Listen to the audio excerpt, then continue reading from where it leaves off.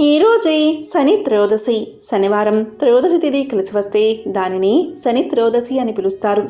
హిందూ మతంలో ఈ రోజుకు అత్యంత పవిత్రమైన ఆధ్యాత్మిక ప్రాముఖ్యత ఉంది. ఈరోజు శనీశ్వరుని ఆరాధించడం వల్ల జాతకంలో ఏలినాటి శని, అష్టమ శని, అర్ధాష్టమ శని మరియు ఇతర శని దోషాల నుంచి ఉపశమనం లభిస్తుందని పురాణాలు చెబుతున్నాయి. మరి ఎంతో పవిత్రమైన విశేషమైన ఈరోజు ఈ కథను వింటే చాలు, ఆ శనీశ్వరుడి సంపూర్ణ అనుగ్రహం మీకు లభిస్తుంది. మరి ఆ కథ ఏంటో ఇప్పుడు ఈ వీడియోలో తెలుసుకుందాం. అనగనగా చాలా కాలం క్రితం దక్షిణ భారతదేశంలో ఒక చిన్న రాజ్యం ఉండేది. ఆ రాజ్యం పేరు ఉడిపి. ఉడిపి మహారాజు పేరు నరేషుడు. ఆయన ఎంతో ధర్మపరుడు, ప్రజల పట్ల ప్రేమ కలిగినవాడు. రాజ్యంలో ఎవరికైనా కష్టం వస్తే వెంటనే సహాయం చేసేవాడు. అందుకే ప్రజలు ఆయన్ని ఎంతగానో గౌరవించేవారు. కానీ ఒక సమస్య మాత్రం మహారాజును ఎప్పుడూ ఆలోచనలో పడేసేది. అది ఏమిటి అంటే, నా ప్రజలు నిజంగా సంతోషంగా ఉన్నారా, లేక నా ముందు మాత్రమే సంతోషంగా నటిస్తున్నారా అనే సందేహం. ఒకరోజు ఆయన తన మంత్రి అయిన సోమదేవుణ్ణి పిలిచాడు. సోమదేవుడితో రాజు ఇలా పలికాడు: మంత్రిగారు, మన రాజ్యంలో ప్రజలు నిజంగా మంచివాళ్ళా, లేక భయంతో మంచిగా ఉంటున్నారా, మంచిని నటిస్తున్నారా అని అడిగాడు. ఇక మంత్రి కొద్దిసేపు ఆలోచించి, మహారాజా, ఇది తెలుసుకోవాలి అంటే ఒక పరీక్ష పెట్టాలి అన్నాడు. రాజు వెంటనే అంగీకరించాడు. అదే పాలకుండ పరీక్ష. రాజు రాజ్యమంతటా ఒక ప్రకటన చేయించాడు. అది ఏంటి అంటే, రేపు ఉదయం రాజభవనం ముందు ఒక పెద్ద కుండ ఉంచబడుతుంది. ప్రతి ఇంటివారు ఒక గ్లాసు పాలు ఆ కుండలో పొయ్యాలి. అది దేవాలయ సేవకు ఉపయోగపడుతుంది అని ప్రకటించారు. ప్రజలందరూ సరే మహారాజా అని ఒప్పుకున్నారు. ఆ రాత్రి చాలామంది ఇలా ఆలోచించారు: అందరూ పాలు పోస్తారు కదా, నేను ఒక్క గ్లాసు నీళ్లు పోస్తే ఎవరికీ తెలియదు. అలా ఒక్కొక్కరు అదే ఆలోచనతో పాలు బదులు నీళ్లు తీసుకొచ్చారు. ఆశ్చర్యపోయాడు మహారాజు. మరుసటి రోజు ఉదయం మహారాజు స్వయంగా వచ్చి కుండను చూడగా అందులో మొత్తం నీళ్లే ఉన్నాయి. ఒక్క చుక్క పాలు కూడా కనిపించలేదు. రాజు ఎంతగానో బాధపడ్డాడు. ప్రతి ఒక్కరూ తమ బాధ్యతను మరొకరిపై వదిలేస్తే సమాజం ఇలాగే నాశనమవుతుంది అని అన్నారు. అప్పుడు మంత్రి చెప్పాడు: మహారాజా, ఇదే మనుషుల స్వభావం. చిన్న తప్పు ఎవరికీ తెలియదని భావిస్తారు, కానీ అందరూ అలాగే ఆలోచిస్తే పెద్ద నష్టమే జరుగుతుంది అని మంత్రి పలకగా రాజు వెంటనే ప్రజలందరినీ పిలిపించాడు. ఉడిపి మహారాజు ప్రజలను చూసి ఇలా అన్నాడు: మన రాజ్యం బలంగా ఉండాలంటే ప్రతి ఒక్కరూ తమ బాధ్యతను నిజాయితీగా నిర్వర్తించాలి. నేను ఒక్కరినే కదా అనే ఆలోచన సమాజాన్ని బలహీనపరుస్తుంది అని పలికాడు రాజు. ఇక ప్రజలందరూ తమ తప్పును గ్రహించారు. రాజుకు క్షమాపణలు చెప్పుకున్నారు. ఆ రోజు నుంచి రాజ్యంలో ప్రజలు మరింత నిజాయితీగా జీవించడం ప్రారంభించారు. కురుక్షేత్రం జరుగుతున్న సమయంలో ఉడిపి మహారాజుకు ఎవరి వైపుకు నిలబడాలి అని తేల్చుకోలేకపోయాడు. కృష్ణుడి దగ్గరకు వెళ్ళి అడిగాడు మహారాజు. కృష్ణుడు ఆలోచించు, నీకే పరిష్కారం దొరుకుతుంది అని సమాధానం చెప్పాడు. అప్పుడు ఆ ఉడిపి మహారాజుకు ఒక ఆలోచన వచ్చింది.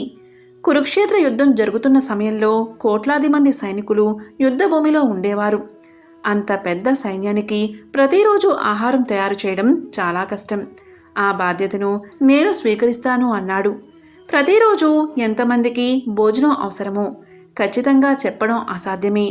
ఎందుకంటే యుద్ధంలో ఎంతోమంది మరణించేవారు. అయినప్పటికీ ఉడిపిరాజు ఎప్పుడూ ఆహారం తక్కువ కాకుండా ఎక్కువ కూడా కాకుండా సరిగ్గా వండించేవాడు. ఇది చూసి అందరూ ఆశ్చర్యపోయారు. ఒకరోజు భీముడు ఉడిపి మహారాజును అడిగాడు: నువ్వు ప్రతిరోజు ఎంతమంది బతికి ఉంటారో ఎలా తెలుసుకుంటావు అని. అప్పుడు ఉడిపిరాజు నవ్వుతూ ఇలా చెప్పాడు: నేను ప్రతి రాత్రి శ్రీకృష్ణుడి దగ్గరకు వెళ్తాను. ఆయన పల్లీలు తింటూ ఉంటారు. ఆయన ఎన్ని పల్లీలు తింటారో నేను లెక్క పెడతాను. ఒక్క పల్లి అంటే మరుసటి రోజు యుద్ధంలో 1000 మంది మరణిస్తారని అర్థం చేసుకుంటాను. అలా లెక్క వేసుకుని ఎంతమందికి భోజనం కావాలో నిర్ణయిస్తాను అని సమాధానం చెప్పాడు. ఈ విషయమని అందరూ శ్రీకృష్ణుడి మహిమను గ్రహించారు. ఎందుకంటే యుద్ధంలో ఎవరు బతుకుతారో ఎవరు మరణిస్తారో అన్నది ఆయనకే ముందుగా తెలుసు కదా. శ్రీకృష్ణుడు సర్వాంతర్యామి, మాయలు మంత్రాలు లేకుండా మహాభారతాన్ని నడిపించిన మహోన్నతుడు. ఎంతో విశేషమైన ఈ కథను విన్నవారికి సకల శుభాలు కలుగుతాయి, జన్మల దోషాలు తొలగిపోతాయి. శని త్రయోదశి కథ. శనివారం ఇటు శని భగవానుడికి అటు విష్ణుమూర్తికి ప్రీతిపాత్రమైన రోజు. ఇక త్రయోదశి శివుడికి ఇష్టమైన తిథి. అలా స్థితి లేఖారులిద్దరికీ ఇష్టమైన రోజుగా శని త్రయోదశి స్థిరపడింది. ఒకానొక సందర్భంలో కైలాసాన్ని చేరుకున్న నారదుడు శివుడి ముందు శని భగవానుడి గురించి పొగడ్డం మొదలుపెట్టాడట. ఎంతటి వారైనా ఆ శని ప్రభావం నుంచి తప్పించుకోలేరు అంటూ చెప్పసాగాడట నారదుడు. ఆ మాటలు విన్న శివుడికి ఒళ్ళు మండిపోయింది. దాంతో శివుడు ఇలా హూంకరించాడు, శని ప్రభావం ఎవరి మీద ఉన్నా లేకున్నా నా మీద మాత్రం పనిచేయదు అన్నాడు. ఇక నారదుడు యథాప్రకారం ఆ మాటలను శనిదేవుడి వద్దకు మోసుకెళ్లాడు. నా ప్రభావం నుంచి తప్పించుకోవడం ఎవరి తరమో కాదు, ఇది సృష్టి ధర్మమంటూ కోపగించిన శని భగవానుడు శివుణ్ణి ఫలానా సమయంలో పట్టి పీడించి తీరతానంటూ శపథం చేశాడు. ఇక శని శపథం గురించి విన్న శివుడికి ఏం చెయ్యాలో పాలుపోలేదు. ఆ శని మాటే నెరవేరితే తన ప్రతిష్టకే భంగం కదా అనుకున్నాడు శివుడు. అందుకే శని చెప్పిన సమయానికి అతని కంట పడకుండా ఉండేందుకు భూలోకంలోని ఒక చెట్టు తొరలో దాక్కున్నాడు శివుడు. మర్నాడు కైలాసంలో ఉన్న శివుడి చెంతకి శని భగవానుడు చేరుకున్నాడు. వినమ్రంగా తన ఎదుట నిలిచిన శనిని చూసి, నన్ను పట్టి పీడిస్తానన్నా నీ శబదం ఏమైంది అంటూ పరిహసించాడు పరమేశ్వరుడు. దానికి శని, ప్రభూ, ఈ ముల్లోకాలకు లయకారకుడవైన నువ్వు పోయి ఆ చెట్టు తొర్రలో దాక్కున్నావే, అది నా ప్రభావం కాదా, దీన్ని శనిపట్టడం అనరా అన్నాడు చిరునవ్వుతో. ఇక శనిదేవుడి మాటలు శివుడికి విషయం అర్థమైంది. ఈ రోజు నుంచి శని త్రయోదశి నాడు ఎవరైతే నిన్ను అర్చిస్తారో వారు నీ అనుగ్రహంతో పాటుగా నా అభయానికి కూడా పాత్రుడవుతారు. ఇక నుంచి నీవు శనీశ్వరుడు అన్న పేరుతో కూడా వెలుగొందుతావు అంటూ శనిని ఆశీర్వదించాడు పరమేశ్వరుడు. శనిదేవుడికి 8 మంది భార్యలు ఉన్నారని మన పురాణాలు చెప్తున్నాయి.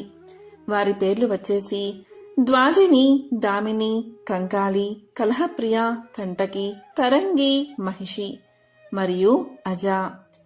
8 మంది భార్యలు. తన భార్యలను ఆరాధించేవారిని శనిదేవుడు అమితంగా ఇష్టపడతాడట. శనిదేవుణ్ణి పూజించే ముందు అతని భార్యల పేర్లను కూడా చదివితే చాలా మంచిది. శనివారం వారి పేర్ల మీద పూజలు చేయడం వల్ల శని భగవానుడు సంతోషించి సకల ఐశ్వర్యాలు ప్రసాదిస్తాడు.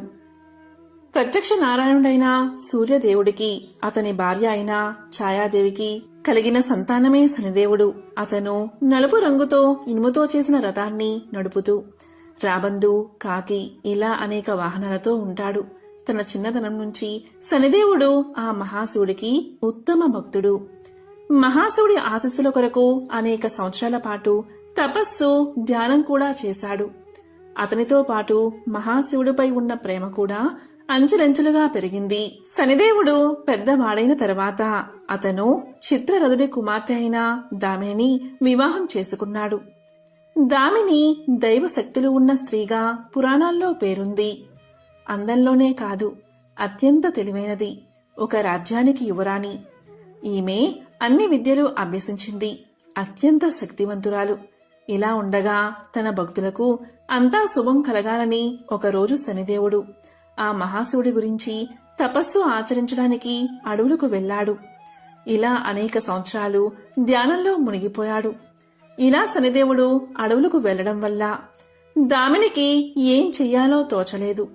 కొత్తగా పెళ్లైన కారణంగా కామవాంఛ కూడా ఉంది. అంతేకాదు, దామినికి ఒక పిల్లవాడికి తల్లి కావాలి అనే ఆశ కూడా ఉంది. ఇక ఉన్న పలంగా దామిని శనిదేవుడు వెళ్లిన అడవులకు చేరుకుంది. శనిదేవుణ్ణి సమీపించి పలకరించింది. కాని ఆ సమయంలో ఆ మహాశివుడి ధ్యానంలో ఉన్నాడు శనిదేవుడు. ఆ ధ్యానం నుంచి బయటకు రావడానికి అతను ఇష్టపడలేదు. అయినప్పటికీ కూడా దామిని శనిదేవుణ్ణి ధ్యానం నుంచి బయటకు తీసుకురావడానికి ప్రయత్నించింది. కాని ఎన్ని ప్రయత్నాలు చేసినా అన్నీ వ్యర్థమయ్యాయి. ఇక శనిదేవుడి ప్రవర్తనతో బాధపడిన దామిని కోపంతో ఇలా పలికింది, ఓ ప్రాణనాథా, నేను విరహ వేదనతో ఉన్నాను. నా యొక్క ఈ వేదన్ని నీవే తీర్చాలి.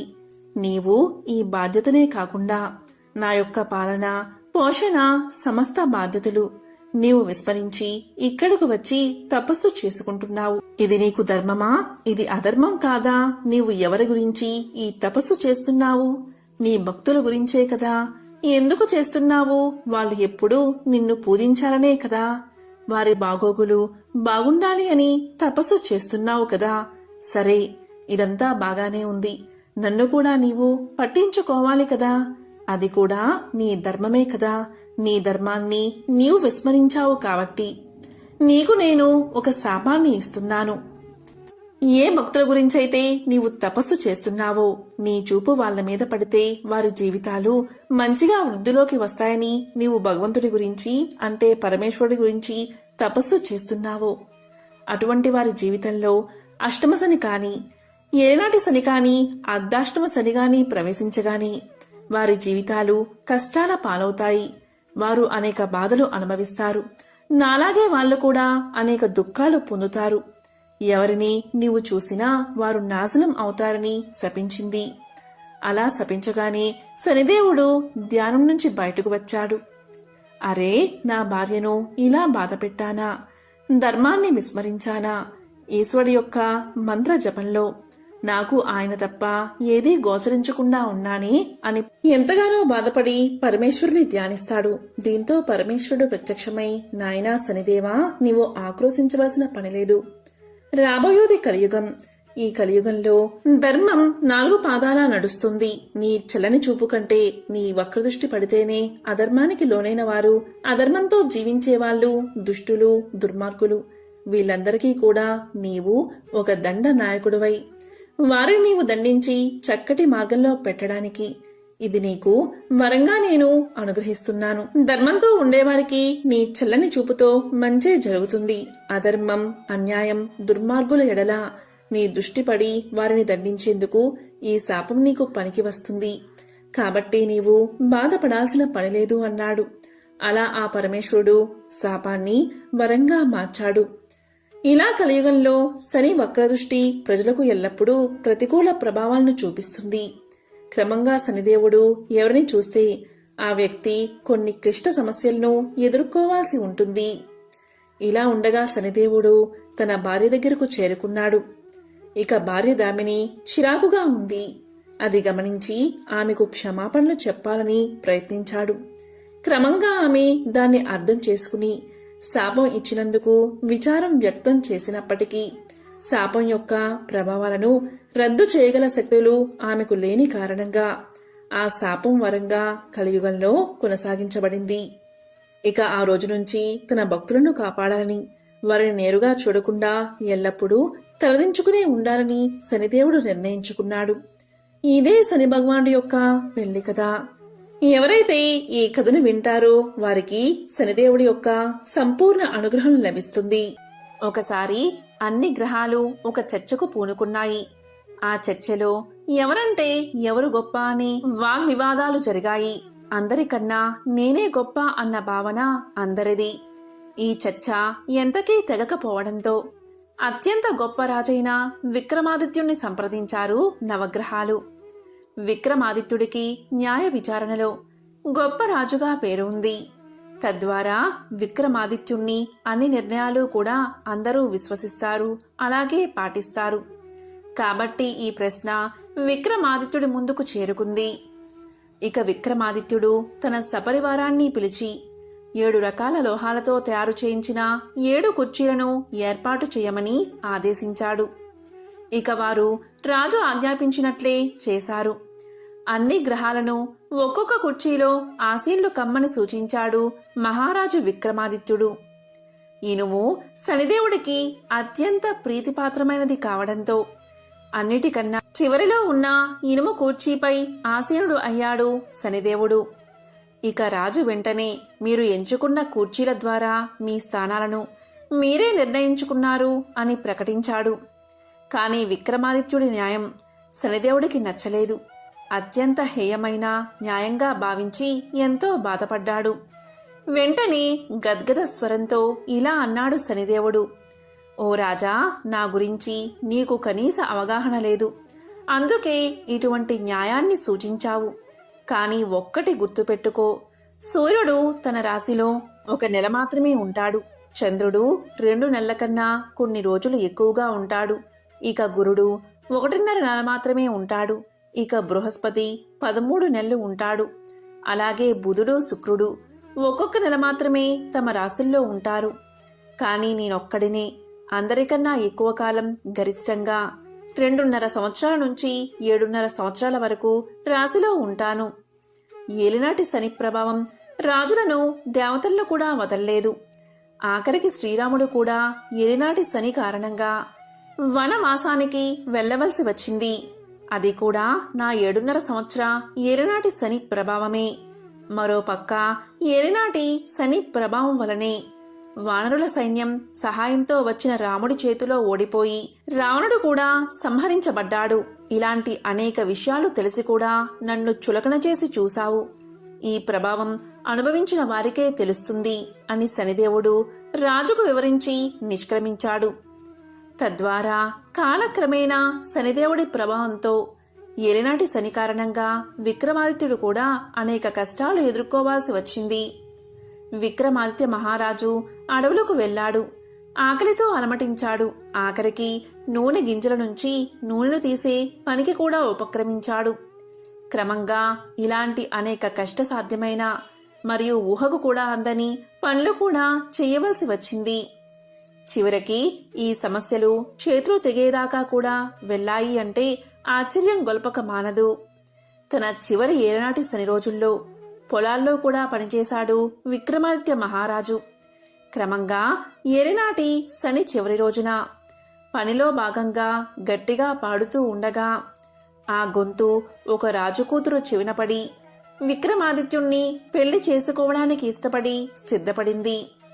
అతని కష్టాలను చూసి చలించింది. కాని అతను కూడా రాజు అన్న విషయం ఆమెకు తెలియదు.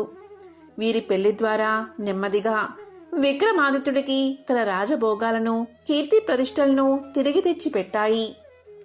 అప్పుడు కాని విక్రమాదిత్యుడు శనిదేవుడి బలాలను గురించిన అంచనాలకు రాలేకపోయాడు. చేసిన తప్పుకు పశ్చాత్తాపం చెందిన విక్రమాదిత్యుడు ప్రతి శనివారం శనిదేవుడికి ఉపవాస దీక్షను ఆరంభించాలని సంకల్పించాడు. తద్వారా విక్రమాదిత్యుడు తన తప్పు సరిదిద్దుకోవడానికి ప్రతిరోజు విగ్రహ ఆరాధన చేసేవాడు కూడా. తన ఉపవాసాదీక్ష కాలాన్ని పూర్తి చేసుకున్న తర్వాత తన రాజభోగ వైభోగాలను తిరిగి పొంది సుఖ సంతోషాలతో రాజ్యపాలన చేశాడు విక్రమాదిత్య మహారాజు. అప్పట్నుంచి శనిదేవుణ్ణి తన ప్రధాన ఆరాధ్య దైవంగా భావించేవాడు విక్రమాదిత్యుడు. ఇదే శనిదేవుడి వ్రతకథ. ఎంతో విశేషమైన ఈ శనిదేవుడి వ్రతకథ వింటే చాలు శనిదోషాలు తొలగిపోతాయి, సకల శుభాలు కలుగుతాయి. పూర్వకాలంలో ఒక ఊరిలో ధనిక రైతు నివసించేవాడు. అతని దగ్గర అన్నీ ఉండేవి. అంటే ధనం, భూములు, కుటుంబం అన్నీ ఉండేవి. కాని అతనికి మానవత్వం అనేదే లేదు. ఎల్లప్పుడూ ఇతరుల్ని అవమానించేవాడు. అతనికి గర్వం ఎక్కువ. ఒకసారి శనిదేవుడి దృష్టి ఆ రైతుపై పడింది. దీంతో శనిదేవుడు ఒక బిచ్చగాడి రూపంలో రైతు పొలంలో ఉండగా ఆ రైతు దగ్గరకు వెళ్లి ఇలా పలికాడు. ఓ భూస్వామి, నాకు చాలా ఆకలిగా ఉంది. చాలా రోజుల నుంచి నాకు తిండి దొరకడం లేదు. నాకు, నా కుటుంబానికి కొంచెం అన్నం ఇప్పించండి, లేదా ఒక విత్తనమైనా ఇవ్వండి, అది నాకు చాలా అవసరమని అడిగాడు బిచ్చగాడు.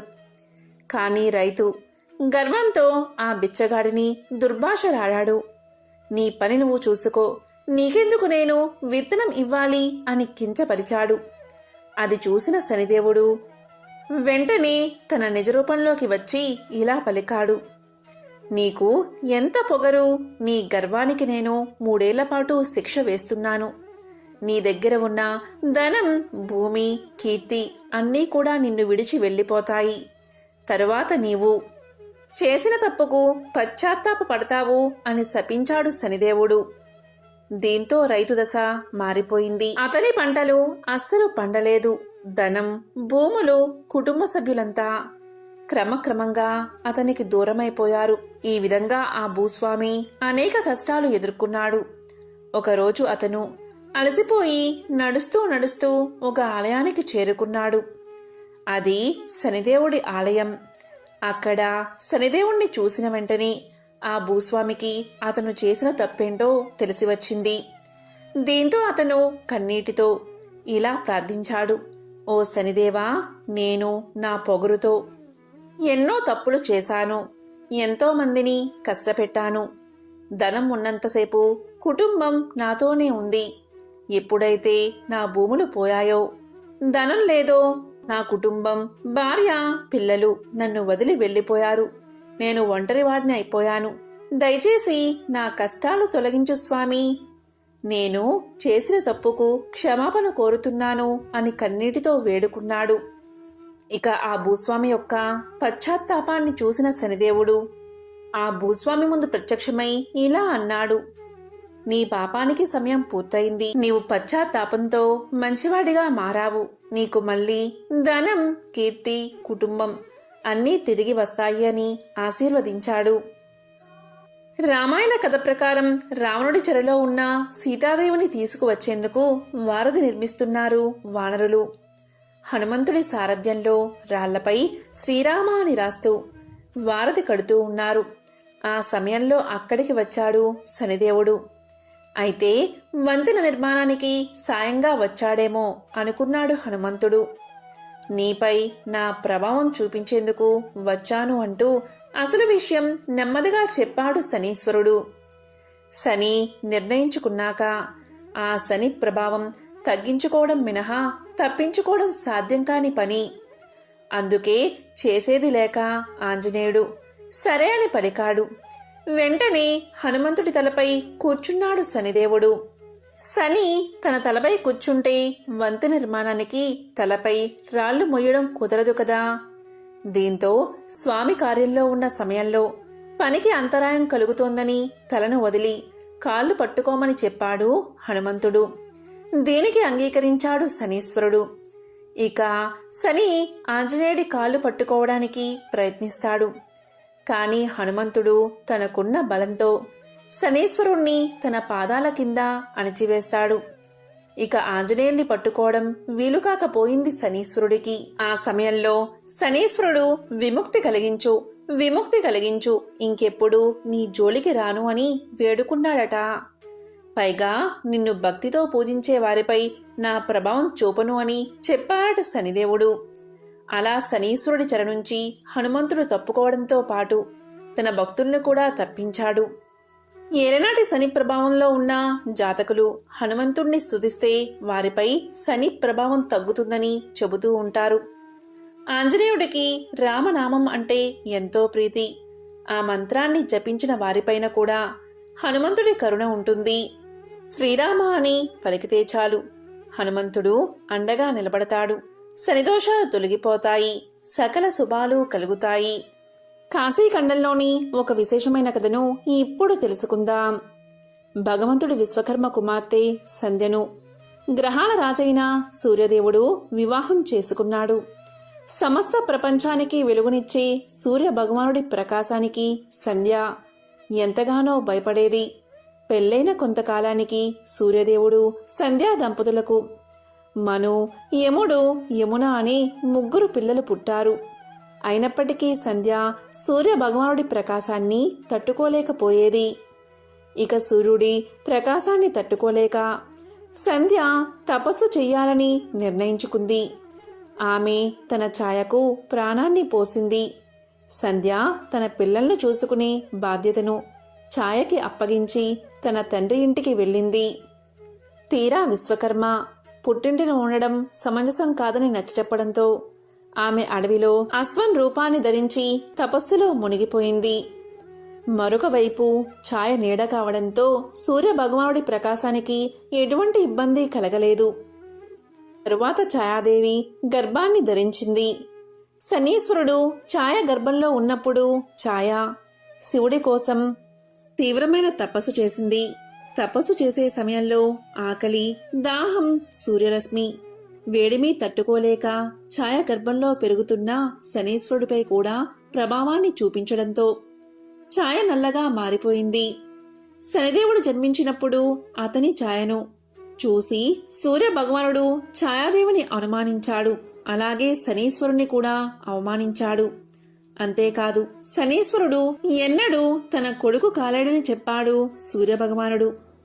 అయితే తల్లి తపశ్శక్తి ప్రభావం శనీశ్వరుడిపై పడింది.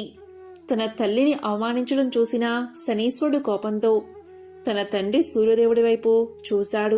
వెంటనే సూర్యదేవుడు పూర్తిగా నల్లబడ్డాడు. అంతేకాదు సూర్యరథం కదలిక కూడా ఆగిపోయింది. దీంతో సూర్యుడు తన్ని రక్షించమంటూ శివుణ్ణి వేడుకున్నాడు. అప్పుడు శివుడు సూర్యుడికి తిరిగి అసలు రూపాన్ని అందించాడు. అలా తండ్రి తనయుల మధ్య ప్రేమకు బదులు శత్రుత్వం ఏర్పడింది. తండ్రి కొడుకుల మధ్య ప్రేమకు బదులు శత్రుత్వం ఎక్కువైపోయింది. తన తల్లిని అవమానించిన తండ్రిపై ప్రతీకారం తీర్చుకోవడానికి శనీశ్వరుడు కఠోర తపస్సు చేశాడు. శివుణ్ణి ప్రసన్నం చేసుకున్నాడు. ఆ తపస్సుకు మెచ్చిన శివుడు ఏదైనా వరం కోరుకోమని అడగగా తన తండ్రి సూర్యుడు తన తల్లి ఛాయను అగౌరవపరిచాడని, తనను హింసించాడని చెప్పాడు. కనుక తనను తండ్రి సూర్యుడి కంటే శక్తివంతంగా పూజనీయంగా ఉండేటట్లు అనుగ్రహించమని వరం కోరుకున్నాడు. అప్పుడు శివుడు 9 గ్రహాల్లో అత్యుత్తమ స్థానం పొందడంతో పాటు కర్మల ఆధారంగా శిక్షించే అధికారాన్ని వరంగా ప్రసాదించాడు. అంతేకాదు సామాన్య మానవులే కాదు, దేవతలు, రాక్షసులు, సిద్ధులు, విద్యాధరులు, గంధర్వులు, నాగులు అందరూ నీ పేరు వింటే భయపడతారని చెప్పాడు శివుడు. అప్పట్నుంచి శనీశ్వరుడు నవగ్రహాలలో అత్యంత శక్తివంతమైన వాడు. కేవలం దృష్టితోనే విజయాలను ఇచ్చేవాడిగా పూజించబడుతున్నాడు. శనీశ్వరుడి చేతిలో ఒక అద్భుతమైన ఇనుప ఆయుధం ఉంది. ఎవరిపైన అయినా శనీశ్వరుడికి అనుగ్రహం కలిగితే పేదవాడిని రాజుగా మార్చగలడు. అదే సమయంలో ఎవరిపైన అయినా కోపం కలిగితే రాజును సైతం పేదవాడిగా మార్చగలడు. అంతటి శక్తివంతుడు శనిదేవుడు. ఎంతో విశేషమైన ఈ కథలు విన్నవారికి శనిదోషాలు తొలగిపోయి శనిదేవుడి సంపూర్ణ అనుగ్రహం కలుగుతుంది. ఒకరోజు బృహదస్వుడు అనే ముని పాండవుల వద్దకు వచ్చాడు. అప్పుడు పాండవుల్లో పెద్దవాడైన ధర్మరాజు ఆ మునికి అతిథి సత్కార్యాలు చేసి కౌరవుల వల్ల తాము పడుతున్న బాధలు అన్నీ వివరించి, మహాత్మా, రాజ్యాన్ని నివాసాన్ని పోగొట్టుకున్న మాలాగా అడవిలో కష్టాలు పడుతున్నవారు ఎవరైనా ఉన్నారా? ఉంటే చెప్పండి అని అడిగాడు. అందుకు బృహదస్వుడు ఇలా పలికాడు. ధర్మరాజా, నీవు కష్టాలు పడుతూ అడవుల్లో ఉన్న నీ వెంట నీ అన్నదమ్ములు, నీ భార్య, నీ హితం కోరే విప్రులు నీ వెంట ఉన్నారు. పూర్వం నలుడు అనే మహారాజు నీవలే జూదంలో సర్వం కోల్పోయి పుష్కరునికి రాజ్యాన్ని అప్పగించి భార్యా సమేతుడై ఒంటరిగా అరణ్యాలకు వెళ్లాడు అని చెప్పాడు. అది విని ధర్మరాజు, మహాత్మా, నాకు నకులుని కదా, వివరించండి అని అడిగాడు. అప్పుడు బృహదస్వుడు ఇలా చెప్పడం ఆరంభించాడు. నిషిత దేశాన్ని వీరసేనుడి కుమారుడైన నలుడు పరిపాలిస్తున్న కాలమది. తన పరాక్రమంతో ఎన్నో దేశాలను జయించి ప్రజారంజకంగా పరిపాలిస్తున్నాడు. నలుడికి జూదం అంటే ఎక్కువ ప్రీతి. ఆ కాలంలో విదర్భ దేశాన్ని భీముడు అనే రాజు పరిపాలిస్తున్నాడు. చాలా కాలం అతనికి సంతానం లేదు. అతనికి దమనుడు అనే మునిచ్చిన వరం వల్ల దమయంతి అనే కూతురు, దముడు, దమనుడు, దాంతుడు అనే కుమారులు కలిగారు. దమయంతి సౌందర్య రాశి, గుణవంతురాలు. దమయంతి నలుడి గుణగణాల గురించి విన్నది. నలుడు దమయంతి గురించి, ఆమె సౌందర్యం గురించి విన్నాడు. ఇరువురి నడుమ ప్రేమ అంకురించింది. ఒకరోజు నలుడు ఉద్యానవనంలో ఉండగా హంసల గుంపు వచ్చి అక్కడ వాలింది. ఆ హంసలను చూసి ముచ్చటపడి నలుడు వాటిలో ఒకదాన్ని పట్టుకున్నాడు. మిగిలిన హంసలు తోటి హంసను విడిచి వెళ్లలేక ఆకాశంలో తిరుగుతున్నాయి. నలునితో అతని చేతిలోని హంస మానవ భాషలో ఇలా పలికింది. ఓ నలమహారాజా, నీవు దమయంతిని ప్రేమిస్తున్నావు.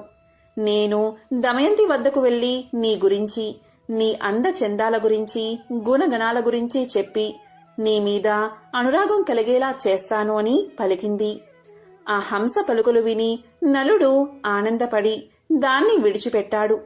ఇచ్చిన మాట ప్రకారం ఆ హంస విదర్భ దేశానికి ఎగిరిపోయింది. అంతఃపురం ముందు విహరిస్తున్న హంసను చూసి దమయంతి ముచ్చటపడింది. చెలికత్తెల సాయంతో దమయంతి ఆ హంసను పట్టుకుంది. ఆ హంస దమయంతితో ఇలా పలికింది: ఓ దమయంతి, నేను నీ హృదయేశ్వరుడైన నలుడి వద్ద నుండి వచ్చాను. నలుడు సౌందర్యవతుడు, సంపన్నుడు, సద్గుణవంతుడు. నీవు సౌందర్యంలో, గుణంలో అతనికి తగినదానివి. అతనికి భార్యవైతేనే నీకు రాణింపు అని పలికింది. అప్పుడు దమయంతి, ఓ హంస, నలుడు గురించి నాకు ఎలా చెప్పావో అలాగే నలుడికి కూడా నా గురించి చెప్పు అన్నది. ఆ హంస అలాగే చేసింది. ఇలా ఇరువురికి ఒకరిపై ఒకరికి అనురాగం అధికమైంది. నలా దమయంతుల ప్రణయ విషయం దమయంతి చెలికత్తెల ద్వారా తెలుసుకున్న భీమ మహారాజు కుమార్తెకు స్వయంవరం ప్రకటించాడు. ఆహ్వానాన్ని అందుకున్న రాజులంతా స్వయంవరానికి విచ్చేశారు. నలుడు కూడా స్వయంవరానికి పోతున్నాడు. ఇంద్రుడికి దమయంతి స్వయంవర విశేషం తెలిసి దిక్పాలకులతో స్వయంవరానికి బయలుదేరాడు. మార్గమధ్యలో నలుణ్ణి చూసిన ఇంద్రుడు నలుడితో, నిషధరాజా, నీవు నాకు దూతగా పనిచెయ్యాలి అన్నాడు. అప్పుడు నలుడు, అలాగే చేస్తాను. ఇంతకీ మీరెవరు? నేను నీకేమి చెయ్యాలి అని అడిగాడు. అప్పుడు ఇంద్రుడు నలునితో, నేను ఇంద్రుణ్ణి.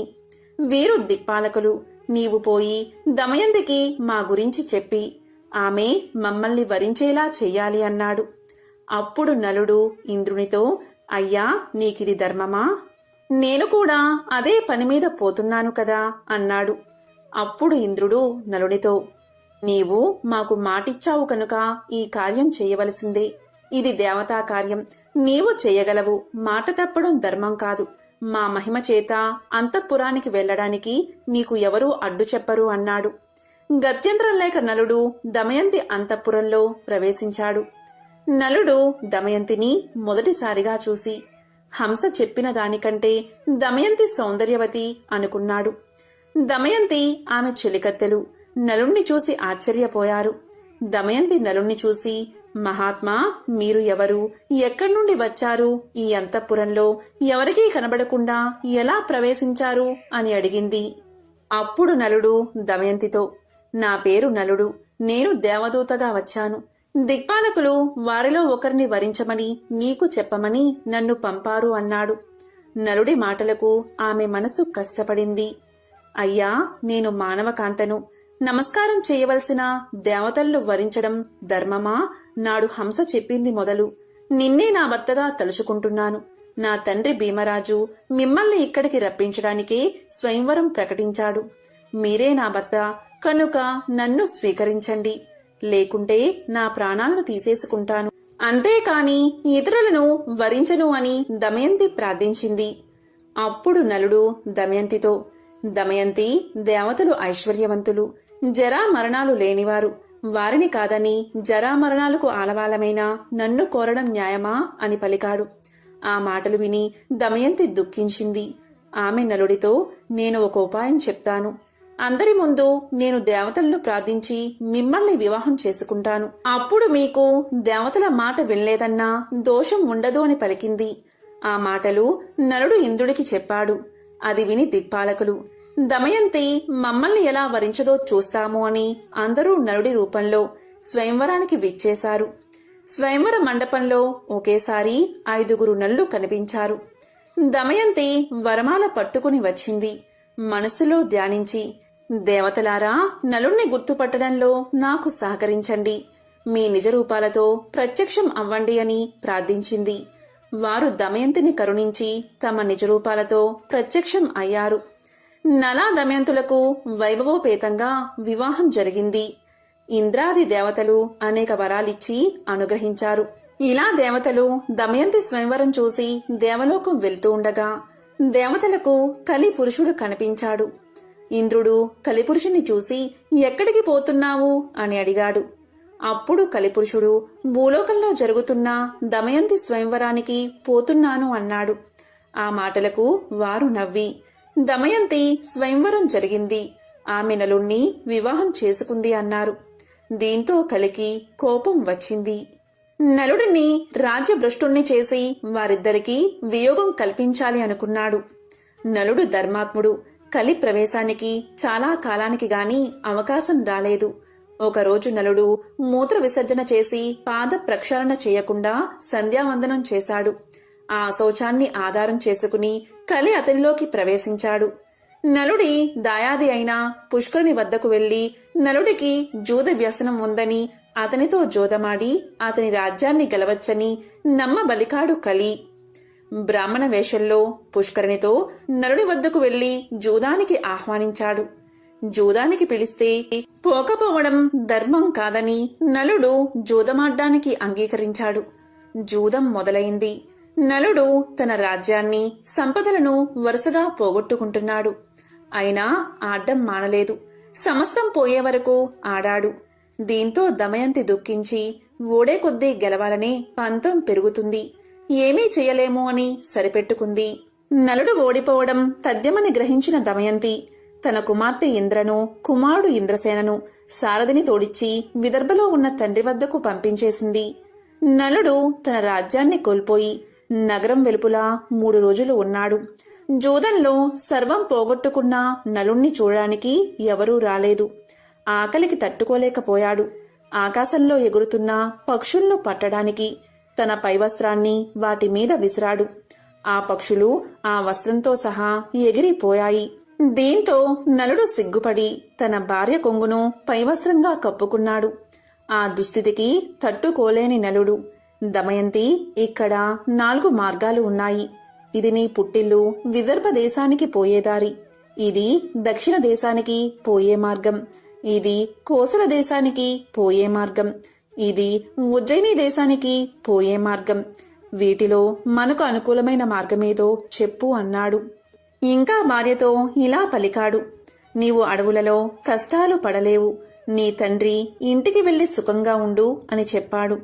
అప్పుడు దమయంతి ఇలా పలికింది. అవును నాదా, మనమిద్దరం విదర్భకు వెళ్లి సుఖంగా ఉందామని చెప్పింది. అప్పుడు నలుడు, దమయంతి, మహారాజుగా విదర్భలో తిరిగినవాడిని రాజ్యభ్రష్టుడిగా ఎలా రాగలను చెప్పు. అన్ని రోగాల కన్నా పెద్ద రోగం దుఃఖం. అందుకు భార్య పక్కన ఉండడమే పరమ ఔషధం. అందుకని నీవు పక్కన ఉంటే ఎన్ని కష్టాలనైనా సుఖాలుగానే ఉంటాయి అన్నాడు నలుడు. దానికి దమయంతి, నిజమే, అందుకని నన్ను ఎప్పుడూ మీ వెంట ఉండడానికి అనుమతించండి అని పలికింది. అందుకు నలుడు అంగీకరించాడు. ఒకరోజు అడవిలో నలుడి తొడమీద తలపెట్టుకుని దమయంతి నిద్రపోతూ ఉంది. ఆమెను చూసి నలుడు, ఈ సుకుమారి నాతో అడవుల్లో కష్టాలు పడుతుంది. నా వెంట ఉండడమే ఈమె కష్టాలకు కారణం. నేనే లేకపోతే ఈమె పుట్టింటికి వెళ్లి సుఖపడుతుంది అని మనసులో అనుకుని తాను ధరించిన చీర భాగాన్ని చింపి పైన వేసుకుని ఆమెను వదల్లేక విడిచి వెళ్లాడు. నిద్ర లేచిన దమయంతి భర్త లేకపోవడం చూసి ఎంతో దుఃఖించింది. భర్తను తలుచుకుంటూ అడవిలో తిరుగుతున్న దమయంతిని ఒక కొండ చిలువ పట్టుకుంది. భయంతో దమయంతి కేకలు వేసింది. ఆ కేకలు విని ఒక కిరాతకుడు తన కత్తితో ఆ కొండ చిలువను చంపి దమయంతిని రక్షించాడు. ఆ కిరాతకుడు దమయంతి గురించి తెలుసుకున్నాడు. ఆమె నిస్సహాయతను తెలుసుకుని ఆమెను తాకబోవగా దమయంతి అతన్ని భస్మం చేసేసింది. భర్తను తలుచుకుంటూ అడవిలో దారి తెన్ను లేకుండా ప్రయాణిస్తూ ఉండగా ఆమెకు ఒక మునిపల్లె కనబడింది. అక్కడ ఆమె ముని శ్రేష్ఠుల్ని చూసింది. మునులు దమయంతిని చూసి, అమ్మా, నీవెవరు, ఒంటరిగా ఎందుకు తిరుగుతున్నావు అని అడిగారు. సమాధానంగా దమయంతి, ముని పుంగువులారా, నేను నలచక్రవర్తి భార్యను. నా పేరు దమయంతి. విధివశంతో నా భర్త నన్ను విడిచి వెళ్లాడు. నాకు వారి జాడ చెప్పగలరా? నేను భర్త లేనిదే జీవించలేను అని అంది. దానికి మునులు, అమ్మా, నీకు త్వరలోనే భర్త సమాగమం జరుగుతుంది, చింతపడుకు అని చెప్పి వెళ్లారు. దమయంతి పిచ్చిదానిలా భర్తను వెతుక్కుంటూ ఆ అడవిలో తిరుగుతూ ఉంది. ఇంతలో అటుగా పోతున్న బాటసారులు ఆమెను చూశారు. కొందరు ఆమెను పిచ్చిది అని ఎగతాళి చేశారు. కొందరు ఆమెకు మొక్కారు.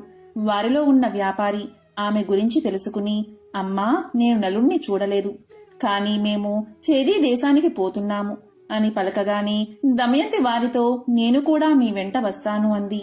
ఆ వ్యాపారి ఆమెను తన వెంట తీసుకువెళ్లాడు. వారు అడవి మార్గంలో రాత్రివేళ నిద్రిస్తున్న సమయంలో ఒక ఏనుగుల గుంపు వారిలో చాలామందిని తొక్కేసింది.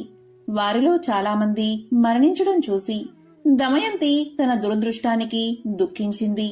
తనను చంపలేదని రోదిస్తున్న ఆమెను కొందరు బ్రాహ్మణులు ఓదార్చి ఆమెను తమ వెంట సుబాహు నగరానికి తీసుకెళ్లారు. చేదీదేశ రాజధాని సుబాహపురం చేరింది దమయంతి. ఉళ్లంతా దుమ్ముతో వీధిలో వెళ్తున్న దమయంతిని రాజమాత చూసి దాసీలను పంపి దమయంతిని అంతఃపురానికి పిలిపించింది. రాజమాత దమయంతితో, అమ్మా, నిన్ను చూస్తుంటే రాచకల ఉట్టిపడుతుంది. నీవు ఎవరు అని అడిగింది. దానికి దమయంతి, అమ్మా, నా భర్త జోదంలో రాజ్యాన్ని పోగొట్టుకున్నాడు. నన్ను అడవిలో ఒంటరిగా విడిచి వెళ్లాడు. అతన్ని వెతుకుతూ తిరుగుతున్నాను అని చెప్పింది. దానికి రాజమాత, అమ్మా, ఇక నుండి నువ్వు నా దగ్గర సైరంధ్రిగా ఉండు. నీకు ఏ లోటు రాకుండా నేను చూస్తాను. నీ భర్తను వెతికి తెస్తాను అని చెప్పింది. దమయంతి అందుకు అంగీకరించి, అలాగే ఉంటాను, కానీ నేను సైరంధ్రిగా ఎవరి ఎంగిలి తినను, పరులకు కాళ్ళు పట్టను, పరపురుషులతో మాట్లాడను. కేవలం నా భర్తను వెతుకుతూ వెళ్లే బ్రాహ్మణులతో మాత్రం మాట్లాడతాను అని చెప్పింది. రాజమాత అందుకు అంగీకరించి తన కుమార్తె సునంద వద్దకు పంపింది. దమయంతి అక్కడే ఉండిపోయింది. దమయంతిని వదిలి వెళ్లిన నలుడు అడవిలో ప్రయాణిస్తూ ఉండగా అడవి అంతటా దావానలం వ్యాపించింది. ఆ మంటల మధ్య నుంచి రక్షించండి, రక్షించండి అన్న ఆర్తనాదం వినిపించింది. ఆ ఆర్తనాదం విని నలుడు అగ్ని కీలల నడుమ ఉన్న నాగకుమారుణ్ణి రక్షించాడు. ఆ పాము నలుణ్ణి కాటేసింది. పాము కాటుకు నలుడు వికృత రూపుడయ్యాడు. అప్పుడు ఆ పాము తన నిజరూపంతో ప్రత్యక్షమై నలుడితో, నల మహారాజా, నా పేరు కర్కోటకుడు. నేను నిన్ను కాటేశానని భయపడకు. ఇక నిన్ను ఎవరూ గుర్తించరు. పాము కాటు నిన్నేమీ చెయ్యదు. నీ రాజ్యం నీకు ప్రాప్తిస్తుంది. నీ భార్య నీకు దక్కుతుంది. నీకు ఎప్పుడు నిజరూపం కావాలన్నా నన్ను తలుచుకుంటే నీ వద్దకు ఒక వస్త్రం ఎగురుతూ వస్తుంది. దాన్ని కప్పుకుంటే నీ పూర్వాకృతి వస్తుంది. నీకు మరొక విషయం చెప్తాను. ఇక్కడికి దగ్గరలో ఇక్ష్వాకు వంశస్థుడైన ఋతుపర్ణుని రాజ్యముంది. నీవు అక్కడికి వెళ్ళు. బాహుకుడు అనే పేరుతో అతని వద్ద రథసారథిగా చేరు. నీవు అతడికి అశ్వహృదయం అనే విద్యను ఇచ్చి అతని నుండి అక్షహృదయం అనే విద్యను గ్రహించు అని చెప్పి కర్కోటకుడు వెళ్లిపోయాడు. నలుడు ఋతుపర్ణుని వద్ద సారథిగా చేరాడు. అలాగే వంటశాలలో చేరి రుచికరమైన వంటలు వండిపెట్టసాగాడు. నలుడికి జీవలుడు సహాయకుడిగా ఉన్నాడు. ఎక్కడ ఉన్నా నలుడు ఎప్పుడూ దమయంతిని తలచి దుఃఖిస్తూనే ఉండేవాడు. ఒకరోజు నలుడు దమయంతిని తలుచుకుని దుఃఖిస్తూ ఉండగా జీవలుడు విని, ఈ వికృత రూపి ప్రియురాలు ఎంత వికృత రూపంతో ఉంటుందో అనుకుంటూ నలుడి దగ్గరకు వచ్చి విషయం ఏమిటని అడిగాడు. అందుకు నలుడు జీవలునితో, అయ్యా, నాకు ఒక ప్రేయసి కూడానా? నాకు తెలిసిన ఒక సైనికుడు తన ప్రేయసి గురించి దుఃఖిస్తుండగా చూశాను. అతన్ని అనుకరిస్తూ ఏడుస్తున్నాను అన్నాడు. విదర్భ దేశంలో ఉన్న భీమునికి నలుడి విషయాలు తెలిసాయి. తన కూతురు, అల్లుడు ఏమయ్యారో అని పరితపించాడు అతను. వారిని వెతకడానికి నలువైపులా బ్రాహ్మణులు పంపించాడు. ఎన్నో బహుమానాలు ప్రకటించాడు. చేదీ దేశం చేరిన బ్రాహ్మణుడు దమయంతి నుదుటిన ఉన్న పుట్టు మచ్చను చూసి ఆమెను గుర్తించారు. అతడు దమయంతితో, అమ్మా, నేను నీ తండ్రి వద్ద నుండి వస్తున్నాను. అక్కడి వారంతా క్షేమం. నేను నీ సోదరుడి మిత్రుడను అనగాని దమయంతి వారిని తలుచుకుని పెద్దగా రోదించింది. అది చూసిన రాజమాత ఆ బ్రాహ్మణుణ్ణి చూసి, బ్రాహ్మణోత్తమా, ఈమె ఎవరి భార్య, ఎవరి కూతురు, ఇలా ఉండడానికి కారణం ఏమిటి అని అడిగింది. దానికి అతడు, అమ్మా, ఈమె విదర్భరాజు కుమార్తె, నల చక్రవర్తి భార్య. ఈమె పేరు దమయంతి. నల మహారాజు విధివశాత్తు రాజ్యాన్ని పోగొట్టుకుని అడవుల పాలయ్యాడు. భీముని ఆజ్ఞపై ఈమెను వెతుకుతూ ఇక్కడకు వచ్చి ఈమెను గుర్తించాను అన్నాడు. అది విని దమయంతిని కౌగిలించుకున్న రాజమాత, దమయంతి, నీవు నాకు పుత్రికా సమానురాలివి. నేను నీ తల్లి దశార్ణరాజు కుమార్తెలము. నీ తల్లి విదర్భరాజును వివాహం చేసుకుంది. నేను వీరబాహుణ్ణి వివాహం చేసుకున్నాను అని పలికింది. అందరూ ఎంతో సంతోషించారు. దమయంతి బ్రాహ్మణుడితో పుట్టింటికి ప్రయాణమయ్యింది. రాజసౌధంలో ఉన్న దమయంతి భర్త వియోగంతో బాధపడుతూనే ఉంది. ఆమె తన తండ్రితో, నా భర్తను తక్షణం వెతికించండి, ఆయన లేకుండా నేను బతకలేను అంది. భీముడు వెంటనే బ్రాహ్మణుల్ని పిలిచి నలుణ్ణి వెతకమని చెప్పారు. వారితో దమయంతి ఇలా చెప్పింది, నా భర్త ఇప్పుడు రాజ్య భ్రష్టుడు కనుక మారువేషంలో ఉంటాడు. మీరు వెళ్ళిన రాజ్యసభలలో ఈ విధంగా ప్రకటించండి. నీవు సత్యసంధుడువు కాని నీ సతిని వంచావు. ఆమె సగం వస్త్రం ధరించి వెళ్ళావు. అలా చేయడం ధర్మమా? నాపై కరుణ చూపు అని చెప్పండి. ఈ మాటలకు ఎవరైనా రోషపడి బదులిస్తే నా వద్దకు వచ్చి చెప్పండి అని పలికింది.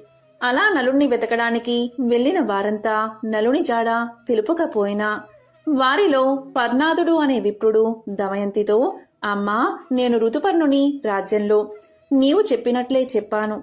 అక్కడ ఒక కురూపి వంటవాడు సారథి అయిన బహుకుడు అనేవాడు నన్ను రహస్యంగా కలుసుకుని, అయ్యా, భర్త కష్టాల్లో ఉన్నా సహించి ఆదరించే భార్య ఇహలోకంలోనూ పరలోకంలోనూ సుఖపడుతుంది అన్నాడు అని దమయంతో చెప్పాడు. దమయంతి ఆలోచించగా అతడు నలుడు కాకపోతే అలా ఎందుకు బదులిస్తాడు అనుకుంది. తన అనుమానం దృఢపరుచుకోవడానికి తల్లి అనుమతితో సుదేవుడు అనే బ్రాహ్మణుణ్ణి పిలిపించింది. సుదేవా, నీవు ఋతుపర్ణుని రాజుతో, రాజా, భీముడు తన అల్లుడి కొరకు వెతికించినా ఫలితం లేదు కనుక ద్వితీయ స్వయంవరం ప్రకటించాడు. భూమండలంలోని రాజులంతా వస్తున్నారు. మరునాడే స్వయంవరం కనుక వెంటనే బయలుదేరు అని చెప్పు అని చెప్పి పంపించింది. సుదేవుడు ఋతుపర్ణునితో దమయంతి చెప్పమన్నట్లే చెప్పాడు. దమయంతి బ్రాహ్మణుని ద్వారా పంపిన సందేశం విని ఋతుపర్ణుడు స్వయంవరానికి వెళ్ళాలి అనుకున్నాడు. కాని ఒక్క రోజులో విదర్భను చేరడం ఎలా అనుకుని సారథి అయిన బాహుకుని పిలిచి, బాహుకా, దమయంతికి ద్వితీయ స్వయంవరం ప్రకటించారు. నాకు చూడాలని ఉంది. ఒక్క రోజులో మనం విదర్భకు వెళ్ళాలి. నీ అశ్వ సామర్థ్యం ప్రకటించు అన్నాడు. సరే అని చెప్పిన బాహుకుడు అంటే నలుడు మనసులో కలతకు గురై, నేను అడవిలో నిర్దాక్షిణ్యంగా వదిలి రాబట్టే కదా దమయంతి రెండవ స్వయంవరం ప్రకటించింది. అవివేకులైన పురుషులు తాము ఏమి చేసినా భార్య ప్రేమిస్తుందని అనుకుంటారు. కాని అది నిజం కాదు. నా మీద కలిగిన కోపంతో దమయంతి ఇలా చేసిందని దుఃఖించాడు. అయినా దమయంతి పతివ్రత, ఇద్దరు పిల్లల తల్లి ఈ విధంగా రెండవ పెళ్లి చేసుకుంటుందా ఏమో, ఆ వింత చూస్తాను అని మనసులో అనుకున్నాడు. వెంటనే రథానికి గుర్రాలను కట్టి విదర్భకు ఋతుపర్ణుని తీసుకుని ప్రయాణమయ్యాడు. ఋతుపర్ణుడికి రథం పోయే వేగం చూస్తుంటే అది సూర్యుడి రథంలా, బాహుకుడు అణురుడిలా అనిపించింది. పక్కనే ఉన్న వార్షేయుడికి అదే సందేహం కలిగింది. భూలోకంలో ఉన్న నలుడికి మాత్రమే ఇలాంటి నైపుణ్యం ఉంది. కాని ఈ కురూపి నలుడు ఎలా అవుతాడు అని మనసులో అనుకున్నాడు. ఇంతలో ఋతుపర్ణుని ఉత్తరీయం జారి కింద పడింది. బాహుకా, రథం ఆపు, వార్ణేయుడు దిగి ఉత్తరీయం తీసుకువస్తాడు అన్నాడు. దానికి బాహుకుడు, మహారాజా, మనం ఆమడ దూరం వచ్చేశాం. అంత దూరం నడుచుకుంటూ ఎలా తీసుకురాగలం అన్నాడు. అతని రథసారథ్యానికి ఋతుపర్ణుడు ఆశ్చర్యపోయాడు. తన పరిజ్ఞానాన్ని బాహుకుడికి చూపించాలన్న ఆసక్తి కలిగింది. అంతలో రథం ఒక పెద్ద వృక్షాన్ని దాటింది. ఋతుపర్ణుడు బాహుకునితో, బాహుకా, ఆ వృక్షంలో ఎన్ని కాయలు, ఎన్ని పువ్వులు, ఎన్ని ఆకులు ఉన్నాయో నేను చెప్పగలను అన్నాడు. దానికి బాహుకుడు, చెప్పండి మహారాజా అన్నాడు. ఋతుపర్ణుడు చెప్పాడు. లెక్కించి చూస్తే కాని నమ్మను అని రథమాపి ఆ చెట్టును పడగొట్టించి లెక్కించాడు. ఋతుపర్ణుడు చెప్పిన లెక్కకు ఖచ్చితంగా సరిపోయింది. దానికి బాహుకుడు ఆశ్చర్యపడి ఆ విద్యను తనకు ఉపదేశించమని అడిగాడు. ఋతుపర్ణుడు, బాహుకా, ఇది అక్ష విద్య అని సంఖ్యాశాస్త్రమన్నాడు. దానికి బాహుకుడు, మహారాజా, నేను మీకు అశ్వహృదయం నేర్పిస్తాను. మీరు నాకు అక్షవిద్య నేర్పించాలి అన్నాడు. ఇలా అక్షహృదయ విద్య మహిమ వల్ల నలుల్లో నుండి కలి వెలుపలికి వచ్చాడు. తన్ను క్షమించమని నలుణ్ణి వేడుకున్నాడు. నలుడు ఆగ్రహించి శపించబోయాడు. అప్పుడు కలి నలుడితో, నలమహారాజా, నిన్ను ఆవహించి నీలో ఉన్న సమయంలో నిన్ను కర్కోటకుడు కాటువేయడం వల్ల అనుక్షణం కాలిపోయాను. ఇంతకంటే శాపం ఏముంటుంది? నన్ను క్షమించి విడిచిపెట్టు అని వేడుకున్నాడు. ఇలా జరగగానే నలుడి రథం విపరీతమైన వేగంతో విదర్భలోకి ప్రవేశించింది. ఆ ఘోష విని దమయంతి నలుడి రథాన్ని గుర్తుపట్టింది. ఋతుపర్ణరాజుకు విదర్భలో స్వయంవరం జరుగుతున్నా సందడి కనిపించలేదు. బాహుకుడు అంటే నలుడు రథాన్ని అశ్వసాల్లో నిలిపి సేదతీరాడు. అప్పుడు దమయంతి తన దాసీతో, వచ్చింది ఋతుపర్ణ మహారాజు, అతని సారథి వార్షేయుడు. వారు నాకు తెలుసు. కాని వారి వెంట ఉన్న కురూపి ఎవరు అని అడిగింది. వివరాలు కనుక్కుని రమ్మంది. దాసి వివరాలు కనుక్కుని రాగానే దమయంతి అతను నలుడు అని నిశ్చయించుకుని తన తండ్రి అయిన భీమరాజు దగ్గరకు వెళ్లి నలుడు బాహుకుడు అని చెప్పింది. అలా చెప్పి నలుడి పాదాలపై పడి నమస్కారం చేసుకుంది. వెంటనే ఆకాశం నుండి వాయుదేవుడు నలచక్రవర్తి ఈమె పవిత్రురాలు, పతివ్రత, నేను సూర్యుడు చంద్రుడు ఈమె సౌశీల్యం కాపాడుతున్నాము అని పలికాడు. వెంటనే నలుడు కర్కోటకుడిని స్మరించాడు. వెంటనే ఒక వస్త్రం వచ్చింది. అది ధరించగాని నలుడికి ఇంద్రతేజస్సుతో సమానమైన మనోహరమైన పూర్వరూపం వచ్చింది. దమయంతిని పరిగ్రహించాడు. ఈ విధంగా నలా దమయంతులు కలిశారు. ఈ నలుడి కథ శ్రద్ధతో వినేవారు, సమావేశాల్లో చదివి వినిపించేవారు కలివల్ల సంభవించే దోషాల నుండి విముక్తిని పొందుతారు. సర్వ పుణ్యకార్యాలు చేసినప్పుడు లభించే పుణ్య ఫలితాలు నలోపాఖ్యానం విన్నవారికి, వినిపించిన వారికి కూడా లభిస్తాయి. అటువంటి వారికి బహుపుత్ర లాభం, పౌత్ర వృద్ధి, ఆయురారోగ్య, ధన సంపత్తులు కలుగుతాయి. విష ప్రయోగం నుంచి బాధలు, చెడు విషయాల్లోని లంపటత్వం వారిని అంటవు. వారు ధర్మాత్ములు కాగలరు. కర్కోటకస్య నాగస్య దమయంత్య నలస్య చ ఋతుపర్ణచ్చ రాజర్షి కీర్తనం కలినాశనం. ఎంతో పవిత్రమైన విశేషమైన ఈ శని త్రయోదశి రోజు ఈ కథను విన్నా, చదివినా, చెప్పినా, వినిపించినా సకల శుభాలు కలుగుతాయి. దోషాలన్నీ తొలగిపోతాయి. ఓం నమః శివాయ. ఓం నమో నారాయణాయ. ఓం శనేశ్వరాయ నమః.